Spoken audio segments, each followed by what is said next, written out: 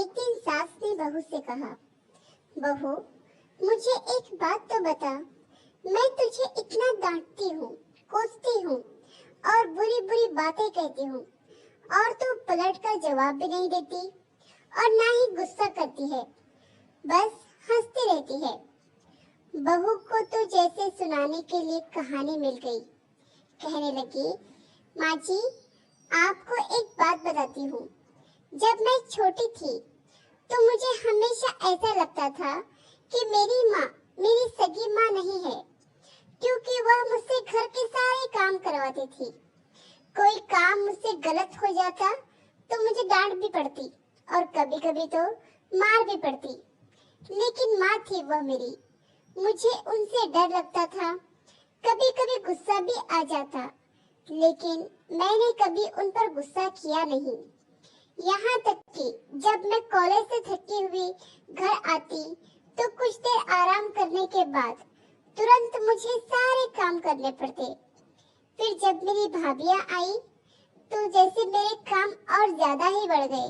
होना तो यह चाहिए था कि बहू आई तो सारी जिम्मेदारियां उस पर डाल दी जाए, लेकिन मेरी माँ ने फिर भी मुझसे ही सारा काम करवाया। कभी कभी तो भाभीियों का काम भी मुझसे करवाए और कहती, कर दिया करो, कुछ नहीं होगा, तुम्हें ही आसानी होगी जब तुम अपने ससुराल जाओगी। मुझे बहुत गुस्सा आता कि माँ भाभीियों का काम भी मुझसे ही करवाती हैं और उन्हें डांटती भी नहीं।